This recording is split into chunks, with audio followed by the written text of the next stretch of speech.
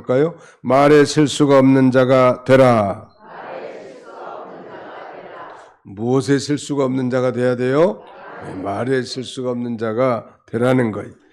우리 야고보서를 기록한 분은 바로 예수님의 동생 야고보가 기록한 것입니다. 예수님은 적어도 남동생이 2명, 남동생이 4명, 여동생이 2명 이상입니다. 물론 예수님은 이 마리아가 남편 요셉과 동침하기 전에 성령으로 태어났고, 그 남동생들과 여동생들은 이제 마리아와 미스터 요셉이 사랑해서 태어난 자들이죠. 이거 어떻게 보면은 마리아에게 태어났다는 점에 있어서는 이 배가 같은 무리들이지만 나머지 형제들은 다 부정 모혈로 엄마 아빠가 사랑해서 태어난 것이고, 예수님은 마리아가 동정녀 상태에서 성령으로 잉태해 가지고 인류를 구원할 메시아로 탄생한 것인데, 오늘 여기 야고보서를 기록한 이 야고보는 예수님의 바로 육신의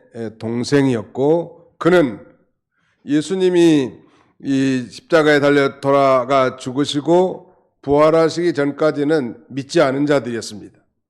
오늘 아침에 유다서를 기록한 유다도 마찬가지고 야고보서를 기록한 야고보도 다 예수님의 육신의 동생들인데, 예수님이 부활하기 전까지는 믿지 않았다가 이제 예수 그리스도가 죽은 자 가운데 다시 부활하신 모습을 체험하고 인격적 체험적으로 자기 형님이 인류를 단순한 육신의 형이 아니라 인류를 죄에서 구원할 메시아, 즉 그리스도인 것을 믿고 구원받았고, 특별히 첫 번째 동생인 야고보는 예루살렘 교회 감독으로서, 목사로서 기둥과 같이 귀하게 쓰임을 받았는데, 이 예수님의 동생 야고보는 특별히 예수를 믿었다고 한다면, 정말 믿음으로 구원받았다고 하면 행함이 나올 수밖에 없다는 것을 강조하면서, 이 온전한 믿음이라는 건 마음으로 믿고 몸으로 행하는 것이고, 그야말로 행함이 눈꼽만큼도 없다, 그렇다면 이거야말로 죽은 믿음이나 마찬가지 아니냐, 그런 믿음은 헛된 것이다, 이걸 강조하고, 특별히 오늘은 이 그리스도인들의 언어 생활에 대해서, 정말 예수를 믿고 구원받았고 의롭게 됐다면 이제 언어 생활에 있어서도 좀 바뀌어져야 된다, 변화돼야 된다. 정말 감사하는 말, 그 다음에 격려하는 말, 위로하는 말, 소망을 주는 말, 이게 우리 그리스도인들의 언어에 합당하지 않습니까? 원망하고 뭐 불평하고 이간질하고, 이건 전부 다 마귀의 언어예요.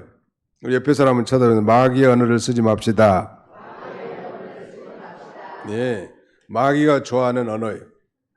이제 그리스도인의 새로운 언어 생활은 이제 성령의 인도함을 받아서 다른 사람을 격려하고 위로하고 소망을 주고 기쁨을 주는 그런 그 언어 생활을 해야 될 것을 지금 본문에서 강조하고 있습니다. 하나님 우리에게 주신 최고의 축복 가운데 하나는 우리가 말할 수 있다는 거예요.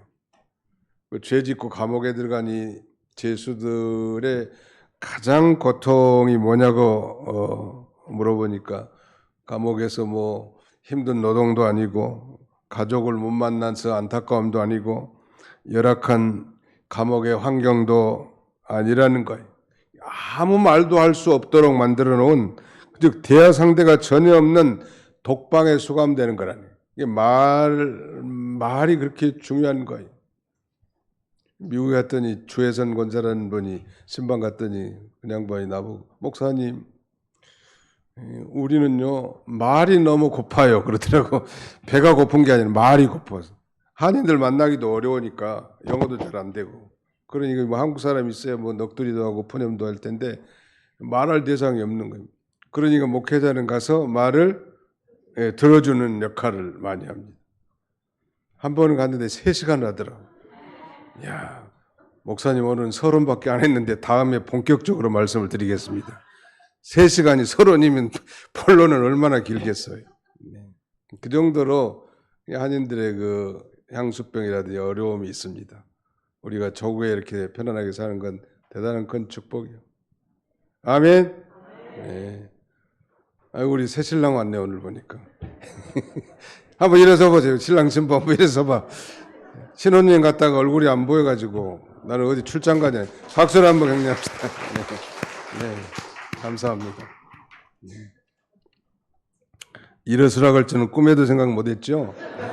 예.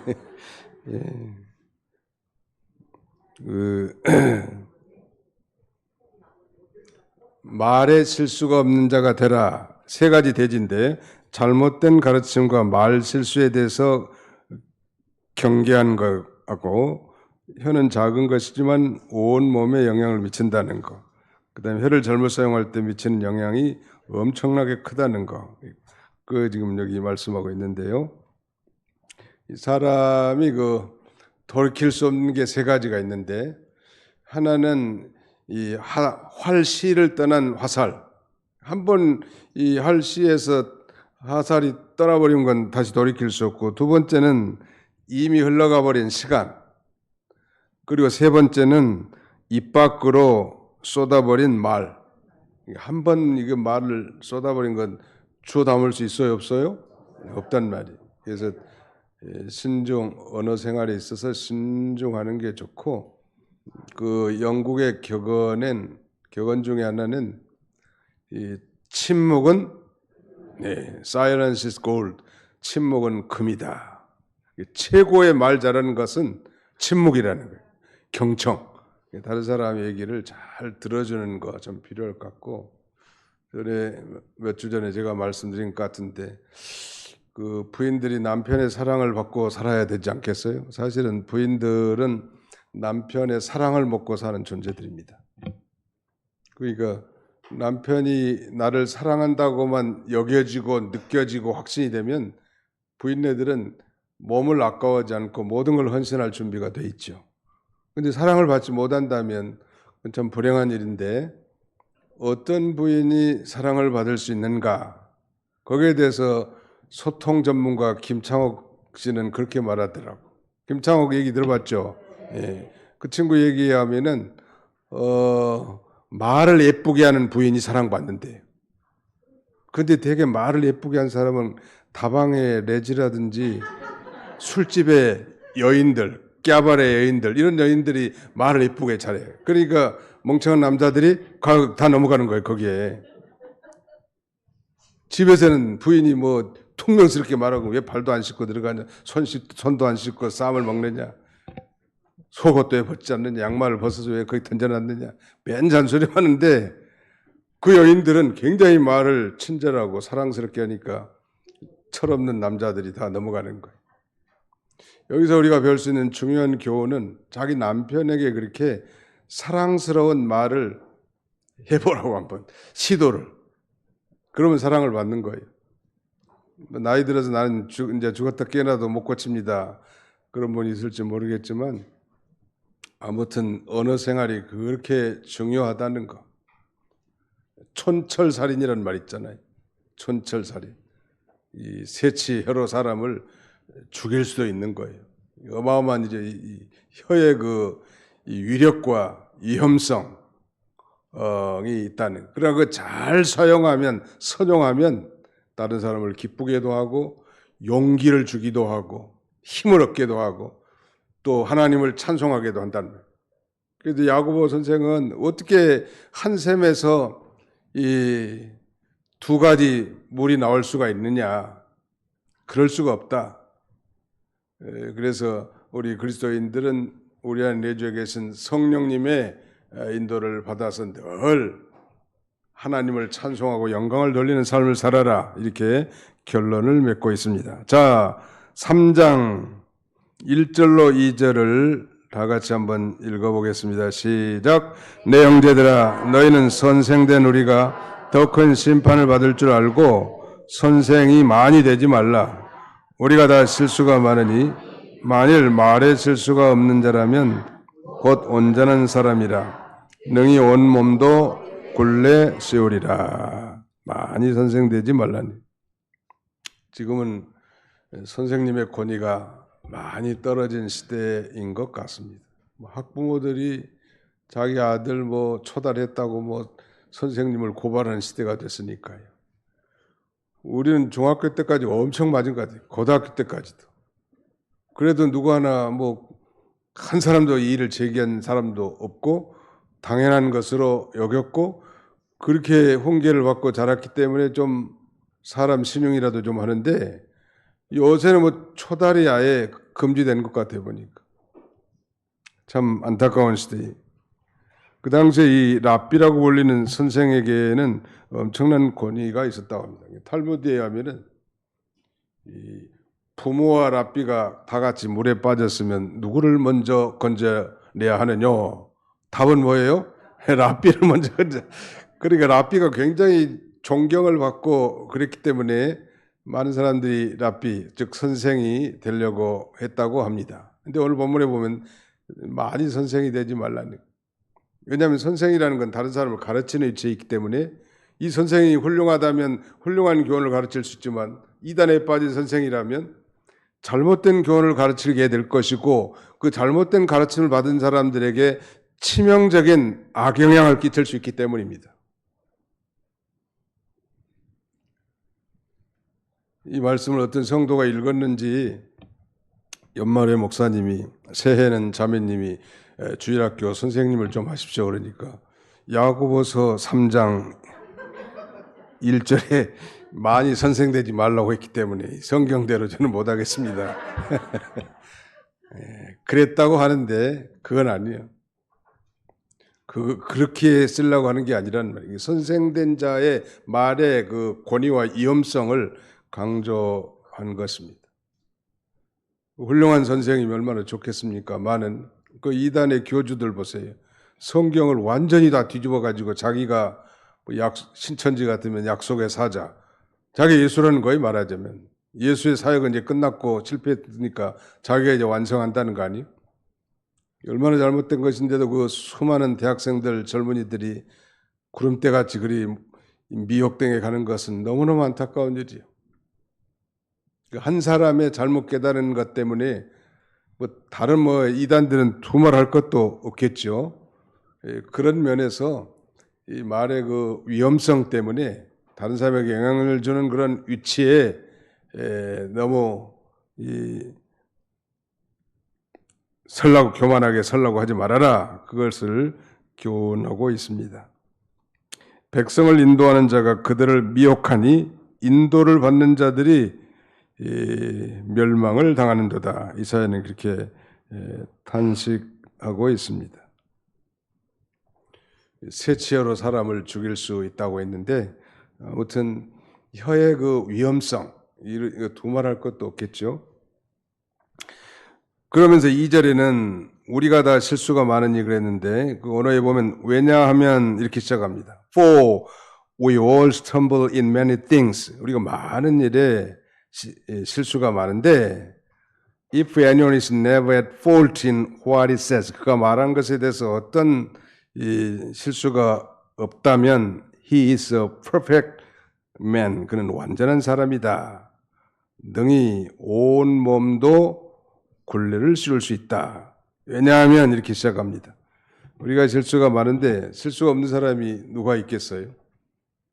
그러나 말에 실수가 없는 사람은 온전하다. 말에 실수 없는 사람은 없을 거예요. 이 시간 우리가 지난날 우리 자신들을 한번 반추해 보면서 내가 말로 실수한 게 뭐가 있는지 한번 생각해 보는 것도 좀 좋을 것 같고 그 말에 실수가 없으려면 사실은 말이라고 하는 것은 인격의 표현입니다. 마음이 바로 돼야 돼요.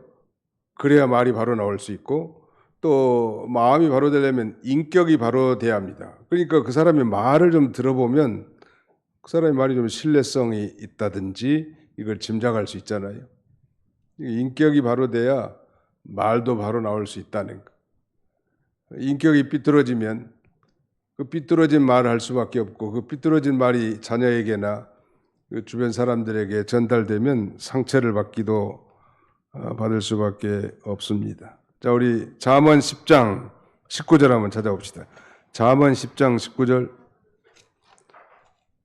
잠언 10장 19절을 찾아서 다 같이 한번 읽어보겠습니다. 잠언 10장 19절 시작. 말이 많으면 허물을 면하기 어려우나 그 입술을 제어하는 자는 지혜가 있느니라. 말 잘하는 사람이 지혜 있는 게 아니고 오히려 말을 많이 하면 허물을 면하기 어렵지만 그 입술을 제어하는 자는 지혜가 있느니라. 정말 지혜 있는 사람은 그 입술을 컨트롤한다는 컨트롤. 하나님께서 우리에게는 귀를 2개를 지어주셨고 그 다음에는 입은 하나밖에 안 지어졌는데 귀는 항상 열려 있고 입은 닫혀 있단 말이에요. 이거 보면 잘 들으라는 거. 아무튼 우리 그걸 추론할 수 있고 그 다음에는 입은 필요할 때만 열려. 밥 먹을 때도 입을 사용하지만 필요할 때는 말을 하라는 거예요. 침묵이 금이라고 해서 아예 말을 하지 않는다. 성경은 그렇게 가르치지 않습니다. 침묵보다 더 좋은 말은 해야 된다는 거. 아멘? 재직해 하면 꼭 몇 사람만 얘기하더라고. 대부분은 그냥 침묵이요. 그런데 그건 좋은 거 아니에요. 반드시 해야 될 말은 상대방이 좀 기분 나쁠 수도 있겠지만 이거 하나님 앞에 이건 해야 될 말이다 하면 말을 하는 게 옳단 말이에요. 언제나. 근데 아예 어떤 목사님이 나는 어디 총회 가면 나 한마디도 않고 침묵하고 있다고. 그 자랑이 돼서는 안 된다는 거예요. 해야 될 얘기는 반드시 하는 게 좋아요. 골로새 4장 6절 한번 봐보세요. 골로새서 4장 6절입니다. 골로새서를 구약에서 찾는 사람은 수상한 사람이죠. 골로새서 제 4장 6절 같이 한번 읽어봅시다. 골로새 4장 6절 시작. 너희 말을 항상 은혜 가운데서 소금으로 맛을 냄과 같이 하라. 그리하면 각 사람에게 마땅히 대답할 것을 알리라. 너희 말을 항상 은혜 가운데서 소금으로 맛을 낸 것 같이 하라. 아무리 맛있는 음식이라도 소금 간이 안 맞으면 맛을 못 느끼는 건데 너무 많이 넣으면 짜고 너무 적게 넣으면 싱겁고 설렁탕 집에 가면 파 썰어 놓은 거하고 소금하고 후추 요 3가지를 치거든요, 반드시. 근데 소금을 잘 맞추면 그 국물이 아주 맛있는데 조금 더 치면 짜서 못 먹는다는 말이에요. 그러니까 이 말씀은 아마 이 말의 그 균형을 맞춰라. 말할 때는 하고 입을 닫고 있을 때는 닫고 그렇게 하는 게 은혜스럽다 그런 거지. 무조건 침묵이 금이라고 해서 아무 말도 하지 않고 있다. 부부간에도 서로 말을 해주는 게 옳다고 합니다. 어떤 부부는 사는데 말을 안 한대요. 자기 어머니가 나보고 그러더라. 우리 애들은 영으로 사는가 봐요. 말을 안 한다고. 근데 서로에게 말이라는 게 의사소통의 수단인데 반드시 필요한 말, 즉 침묵보다 더 좋은 말은 해야 될 걸 우리에게 가르쳐주고 말의 그 균형이라고 할까요? 그걸 지금 우리에게 교훈해 줍니다. 3절 오늘 야고보서 3장 3절로 5절까지는 우리 청년들 중고등부하고 청년부들만 한번 읽어보겠습니다. 야고보서 3장 3절로 5절 시작.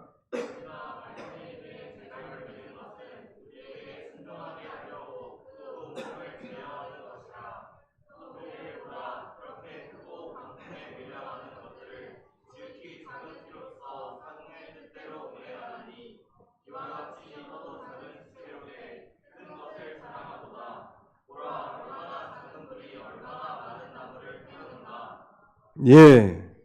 여기 보면 우리가 말들의 입에 재갈을 물리는 것은 우리에게 순종하게 하려고 그 원몸을 제하는 것이라 그랬죠. 혀는 작은 것이지만 원몸에 영향을 미치는데 그 말이 짐승들 가운데 힘이 제일 세죠. 그래서 호스 파워를 쓰는데 그 마력으로. 그런데 그 말이 힘이 너무 세다 보니까 컨트롤하기가 어렵단 말이에요. 그래서 그 재갈을 물리죠, 입에다 재갈. 이 가로로 말의 입에 가로로 가느다란 그런 쇠막대를 묶어서 이제 컨트롤할 수 있도록 한다는 거예요. 그런 말을 잘 들어요. 잡아당기면. 소도 마찬가지예요. 소. 망아지 뛰듯이 뛰는 이 송아지가 어느 정도 크면은 사람들이 컨트롤하기가 어려워요. 그래서 그 코에다가 구멍을 뚫어가지고 소위 콧뚜레라고 하는 게 들어보셨죠? 콧뚜레를 달고 그래서 선으로 연결하고 이 썰에나 그다음에는 수레, 전기 이런 걸 달아서 농업용, 그다음에 운반용으로 이렇게 사용하거든요. 그거 안 하면 안 돼요. 저희 시골에 저희 부친이 소 코를 뚫어주는 전문가예요. 그래서 내가 어려서 자세히 봤습니다. 어떻게 코를 뚫는지. 이게 나무가 이렇게 큰 동백나무가 있는데 송아지 그 머리에 7, 8개월 된 송아를 앞으로 밀어 넣어요. 머리만. 그리고 딱 묶거나. 그리고 이제 단단한 나무 송곳으로 코 구멍을 뚫어. 그래가지고 이 콧뚜레를 연결해가지고 쓰는데 죽으려고 하죠. 이 송아지는. 많이 울어. 그래도 인정사정 없이 뚫어. 그 다음에는 이제 어느 정도 좀 크면 이제 끌개를 달아서 훈련을 시킵니다. 그래야 나중에 뭐 구르마도 끓고 뭐 그 다음에는 전기도 차고 썰애질도 할 수 있을 거 아니에요. 단번에 뭐 하는 거 아니에요. 여기 지금 야고보 선생이 강조하는 것은 온갖 것들 여기 보니까 7절에 여러 종류의 짐승과 새와 벌레와 바다의 생물은 다 사람들이 길들일 수 있고 길들여 왔거니와. 그래서 길들여서 쓴단 말이에요. 그런데 8절에 혀는 능히 길들일 사람이 없나니 쉬지 아니하는 악이요 죽이는 독이 가득한 것이라. 혀를 잘 훈련시키는 게 중요한 것 같고요. 또 말이 많으면 실수가 많을 수밖에 없어요. 뭐 영어로는 토커티브라고 하는데 그저 말 많은 사람들 그 손해라고. 그 말만 너무 많이 쏟아놓으면 배가 고파가지고 속이 허전한 거예요.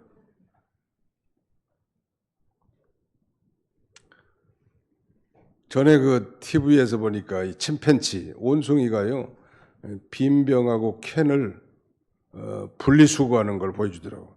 훈련을 얼마나 시켰는지 그 분리수거하는데도 쓰더라고 보니까. 구간조는 말하는 거. 그다음에 또 뭐 이 중국에 가본 중국에서는 무슨 새를 훈련시켜 가지고 물고기를 잡아오게 하는 그런 새들. 아무튼 뭐 사람들이 대단하죠. 그러니까 온갖 이 짐승들을 다 훈련시킬 수 있는 길들일 수 있는데 사람의 혀는 길들이기 어렵다네. 그래서 이제 우리는 예수 믿고 구원받은 하나님의 자녀들이기 때문에 내 힘으로는 안 된 줄 선언하고 내 안에 내주에 계신 성령님의 도우심을 힘입어서 그 말을 컨트롤, 터닝할 수 있어야 됩니다.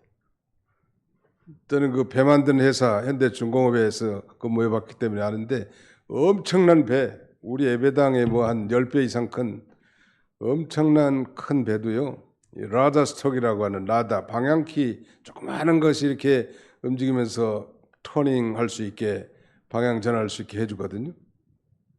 이와 같이 우리 혀가 바로 우리의 인생의 방향을 정해줄 수 있다는 거. 그래서 야고보 선생은 정말로 예수 믿고 구원받은 성도라면 정말 믿음으로 어렵게 된 성도라면 이제 언어 생활에 있어서도 실천적인 변화가 있어야 된다. 아이고 목사님 나는 죽었다 깨나도 내 마음대로 살겠습니다. 그러면서 그저 본능적으로 말하는 이런 습관을 갖는다면 그 덕을 끼칠 수 없어요. 말을 예쁘게 하는 것도 좀 배우는 게 좀 중요할 것 같고 서두에 말씀드린 것처럼 우리 자매님들은 결혼해서 남편의 사랑을 받는 비결이 뭐 요리 잘하고 빨래 잘하고 무슨 돈 잘 벌어오고 그런 것도 조금은 필요할지는 모르겠으나 그 친절한 말, 존경하고 인정하는 말 상대에 대해서 그리고 분위기를 아주 반전시킬 수 있는 그런 격려의 말 우리 자녀들이 시리와 비탄에 빠져 지금 절망 가운데 있는데 엄마의 그 따뜻한 말 한마디가 자녀를 살릴 수 있잖아요. 근데 거기다가 너는 네 애비 닮아가지고 하는 것마다 그렇다고 하면서 저주하면 그 뭐 유익이 뭐가 있겠냐는 거예요. 아무튼 우리 집이 그렇다는 얘기는 아니고 예. 아무튼 이 언어 생활, 변화된 언어 생활 너무너무 중요하다. 아주 작지만 옛날에 고성남 목사님 말씀한 게 기억이 나는데 하지 말아야 할 말을 한 번씩 할 때가 있다는 그 양반도 훌륭한 분인데 그러면 그 혀를 그냥 뽑아버리고 싶은 심정이라는 거예요 본인이. 근데 참 아침에 기도 많이 하고 오늘도 이 혀를 통해서 사람을 격려하고 위로하고 또 칭찬하고 하나님께 찬송하고 영광 돌리는 삶을 살게 해 주옵소서 하고 하나님 앞에 간절히 기도하면 그렇게 살 수 있거든요. 근데 기도도 없이 그냥 함부로 이제 세상에 나가서 살다 보면 안 믿는 사람이나 믿는 사람인지 구분이 안 가. 적어도 말하는 모습을 보면 그렇게 비난받아서는 안 되겠죠. 그런 면에서 언어 생활 우리가 좀 개혁을 할 필요가 있을 것 같아요. 그 경상도 출신인데 영화배우가 되거나 가수가 됐는데도 아주 그 친절한 서울말을 쓰는 분들이 계시거든요.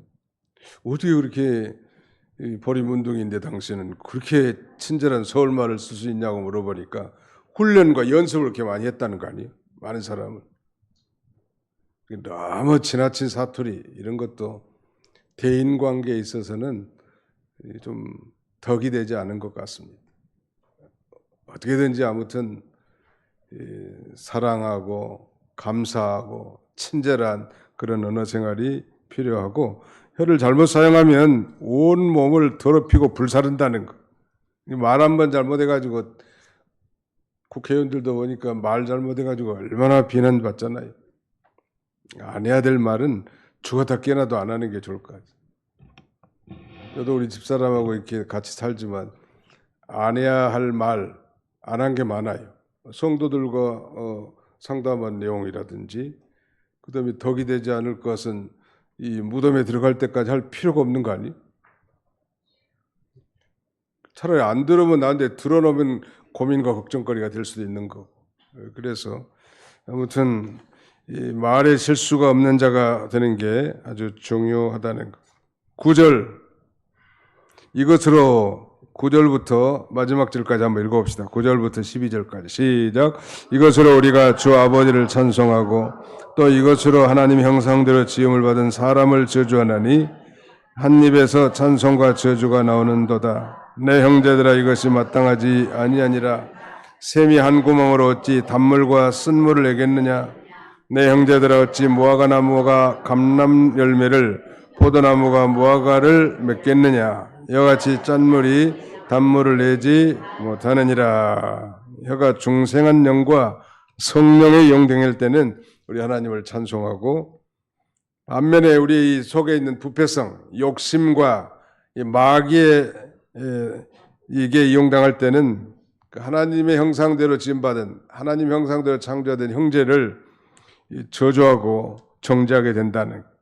어떻게 샘에서 한 구멍에서 이렇게 쓴물과 단물이 나올 수 있겠는가? 그럴 수는 없다.